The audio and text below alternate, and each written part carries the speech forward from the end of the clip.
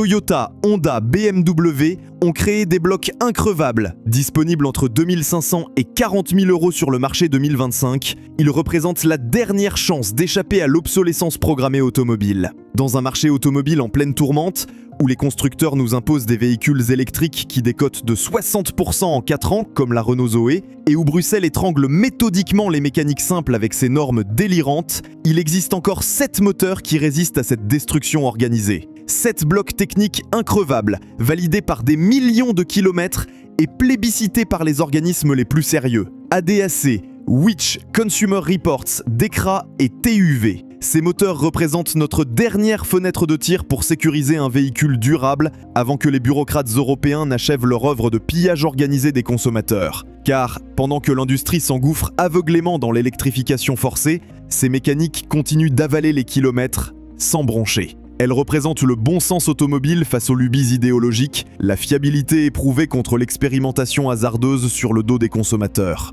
Ford affiche un record historique avec 103 rappels en 2025, incluant 312 000 véhicules pour défaillance du module de freinage électronique. Quels sont donc ces 7 survivants de l'ingénierie rationnelle? Le premier de ces héros méconnus, c'est le Toyota 2 litres valvematique 3ZR FAE. Un moteur essence atmosphérique qui incarne tout ce que l'industrie refuse aujourd'hui. La simplicité, la longévité et l'efficacité sans artifice. Ce bloc, de 1987 cm3, développe entre 146 et 158 chevaux selon les versions, avec un couple de 187 à 206 Nm.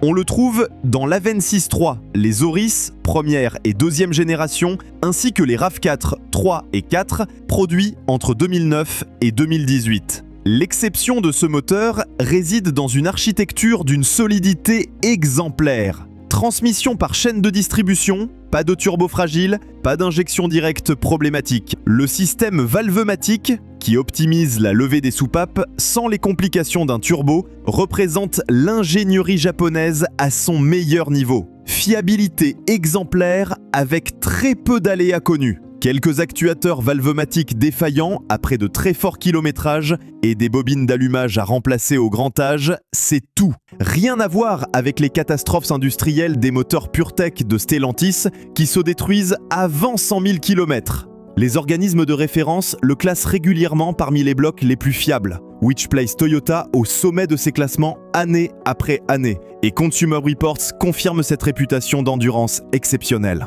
Sur le marché de l'occasion en 2025, ces véhicules se négocient entre 7 000 et 15 000 € selon le modèle et l'état, avec une demande soutenue de la part des connaisseurs. À l'opposé total des petits 3 cylindres turbo à courroie humide qui tombent en panne avant 100 000 km, pourquoi l'acquérir maintenant ? Parce que c'est probablement le dernier gros moteur atmosphérique sans hybridation lourde que vous pourrez acheter à prix raisonnable. Toyota ayant basculé entièrement vers l'hybride, ces mécaniques pures appartiennent désormais au passé. Les nouvelles générations de véhicules Toyota intègrent systématiquement des systèmes hybrides complexes qui multiplient les points de défaillance potentiels. Le deuxième survivant remarquable, moins connu mais tout aussi redoutable, c'est le Honda 1,6 L ID.Tech N16. Un diesel qui pulvérise tous les clichés sur cette motorisation prétendument condamnée. Ce bloc de 1597 cm3 développe entre 120 et 160 chevaux pour un couple de 300 à 350 Nm.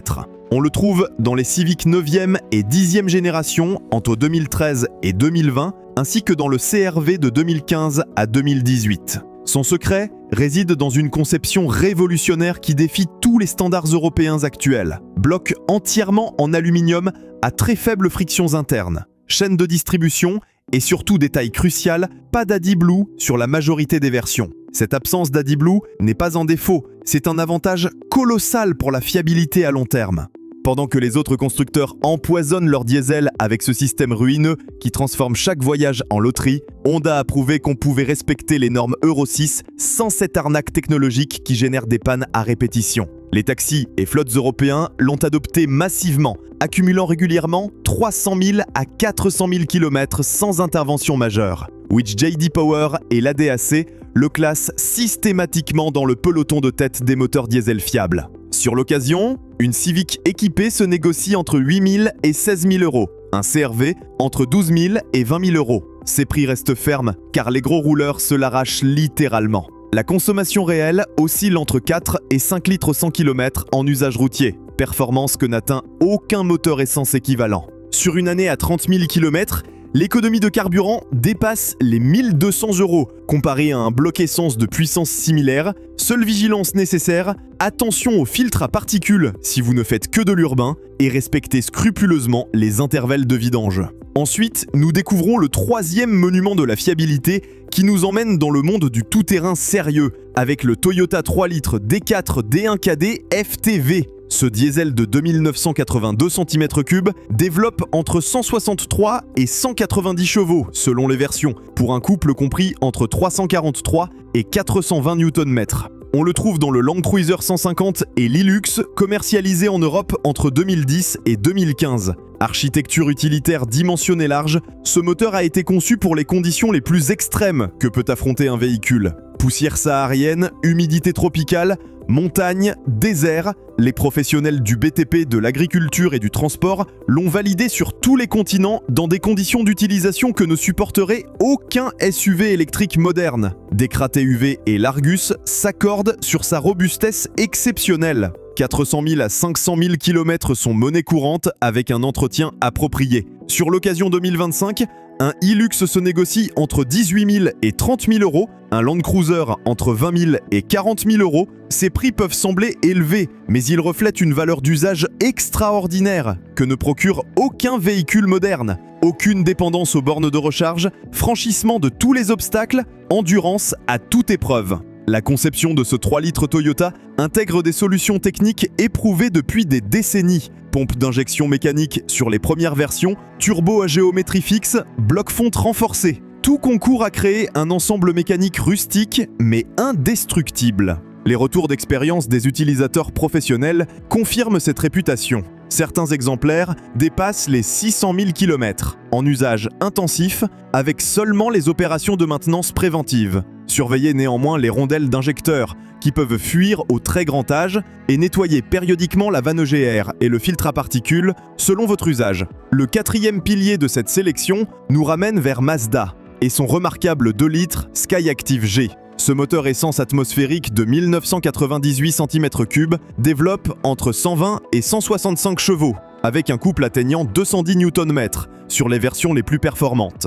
On le trouve dans les Mazda 3.6 et CX-5, produites entre 2012 et 2021. Mazda a fait le pari audacieux du anti-downsizing, quand tous ses concurrents réduisaient la cylindrée et ajoutaient des turbos fragiles destinés à tomber en panne. Résultat, une mécanique à injection directe parfaitement maîtrisée avec un taux de compression élevé obtenu sans suralimentation. Consumer Reports, la DAC et Which le classent régulièrement dans l'excellence, confirmant la justesse de cette approche technique qui privilégie la durabilité sur les performances marketing. Sur l'occasion, ces véhicules se négocient entre 9 000 et 20 000 € selon le modèle et le millésime. Les versions 165 chevaux étant particulièrement recherchées par les connaisseurs. L'avantage décisif réside dans une sobriété remarquable pour un moteur atmosphérique. Un système de distribution fiable, aucune dépendance à la D-Blue, aucune hybridation lourde. La philosophie Skyactiv de Mazda mérite qu'on s'y attarde, car elle représente une approche technique diamétralement opposée aux tendances actuelles. Plutôt que de réduire la cylindrée et compenser par la suralimentation, Mazda a optimisé la combustion elle-même. Taux de compression de 13,0, injection directe, haute précision, refroidissement optimisé. Cette démarche d'ingénieur se traduit par une fiabilité exemplaire. Continuons avec le 5e trésor qui nous vient du spécialiste japonais des véhicules compacts, Suzuki et son 1,6 litre VVT M16A. Moteur essence atmosphérique de 1586 cm3, il développe entre 120 et 136 chevaux pour environ 156 Nm de couple. On le trouve dans les SX4 S-Cross de première génération de 2013 à 2016, le Vitara actuel de 2015 à 2018 et les anciennes Swift Sport. Ce moteur incarne le minimalisme mécanique japonais dans sa forme la plus aboutie. Pas de gadgets, pas de complications, juste l'essentiel pour fonctionner longtemps sans générer de coûts cachés. Chaîne de distribution, architecture simple, coût d'entretien dérisoire. Which et JD Power UK le notent positivement dans leurs enquêtes fiabilité, les propriétaires rapportant très peu de problèmes, même à fort kilométrage. Sur l'occasion, un S-Cross ou Vitara équipé se négocie entre 10 000 et 15 000 €. Une Swift Sport entre 6 000 et 10 000 euros. Ces prix reflètent un positionnement agressif de Suzuki et une réputation de fiabilité bien établie. L'absence de filtre à particules essence représente un avantage considérable. Ces dispositifs imposés par les normes européennes génèrent des pannes récurrentes. Encrassement, régénération défaillante, remplacement coûteux. Poursuivons avec le 6e monument de fiabilité, qui nous emmène côté allemand avec le BMW 3 litres DM57. Ce diesel, 6 cylindres en ligne de 2926 ou 2993 cm3 selon les versions, développe entre 184 et 286 chevaux, pour un couple compris entre 390 et 580 Nm. Architecture à système de distribution par chaîne, on le trouve dans les séries 3 E46 et E90, série 5 E39 et E60, ainsi que le X3 E83 produit entre 2000 et 2010. Ce 6 cylindres sous-chargé représente l'âge d'or du diesel BMW, avant que les normes anti-pollution n'obligent les ingénieurs munichois à complexifier outrageusement leur moteur avec des systèmes fragiles. Dekra, TUV et Autobild citent régulièrement sa robustesse exemplaire. 400 000 à 500 000 km avec un suivi d'entretien approprié ne constitue pas une exception, mais la norme absolue. Sur l'occasion, 2025, ces véhicules se négocient entre 7 000 et 18 000 euros selon le châssis, l'état d'entretien et la présence ou non d'une boîte automatique. C'est sans doute l'une des dernières opportunités d'acquérir une vraie routière diesel sans AdBlue sur les premières phases de production. Le rendement autoroutier reste inégalé par les technologies modernes. Consommation de 6 à 7 litres en usage autoroutier soutenu, performance de haut niveau, confort de marche exemplaire. Surveillez néanmoins les swirl flaps, qu'il vaut mieux neutraliser préventivement. L'état de la boîte automatique s'y présente et le nettoyage périodique de la vanne OGR et du filtre à particules selon votre type d'usage. Le 7e et dernier héros de cette sélection nous ramène chez Toyota, avec le petit mais costaud 1,4 litre D4D 1 NDTV. Diesel de 1364 cm3, développant entre 75 et 90 chevaux pour un couple de 170 à 205 Nm.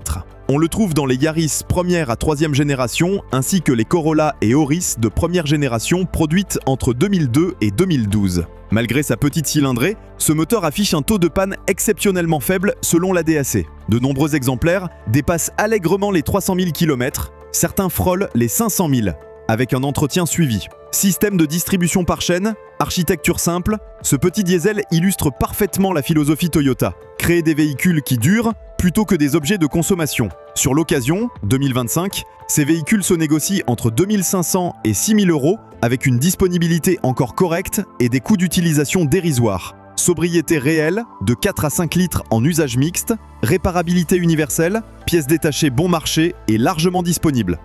Ces 7 moteurs d'exception dévoilent une vérité que l'industrie automobile préfère ignorer. La course à la complexité technologique ne sert pas les intérêts des automobilistes, mais ceux des constructeurs, qui multiplient les sources de revenus après-vente. Les clients désabusés retournent massivement vers les motorisations thermiques. L'électrification forcée de l'automobile européenne nous rend dépendants de fournisseurs extérieurs pour tous les composants critiques. Batteries chinoises de BYD et CATL, terres rares africaines extraites dans des conditions sociales et environnementales déplorables, cobalt congolais exploité par des enfants, selon Amnesty International. Cette dépendance stratégique constitue une vulnérabilité énorme pour notre souveraineté industrielle. Quand la Chine contrôle 80% de la chaîne de valeur des batteries, elle peut à tout moment étrangler l'industrie automobile européenne par des restrictions d'exportation ou des hausses de prix arbitraires. Nos 7 moteurs increvables représentent exactement l'inverse de cette logique de dépendance qui fragilise notre économie. Ils s'appuient sur des technologies maîtrisées, des chaînes d'approvisionnement européennes ou diversifiées, des compétences techniques locales. Un garagiste rural peut réparer un BMW M57 ou un Toyota D4D avec des outils classiques et des pièces disponibles partout. Cette autonomie technique se traduit par une liberté de mouvement réelle que les véhicules électriques ne pourront jamais garantir. L'effondrement de Northvolt en mars 2025, après avoir englouti plus de 15 milliards de dollars sans livrer un seul produit viable, illustre parfaitement les limites de cette fuite en avant technologique subventionnée. Ces 7 moteurs représentent notre dernière fenêtre de tir pour sécuriser un véhicule durable avant la fermeture définitive. Demain, ils seront interdits de production, surtaxés ou indisponibles par la volonté politique. Aujourd'hui, Ils constituent encore la garantie d'une mobilité libre, fiable et économique. Une mobilité qui ne dépend ni des bornes de recharge défaillantes, ni des mises à jour logicielles hasardeuses, ni des humeurs géopolitiques.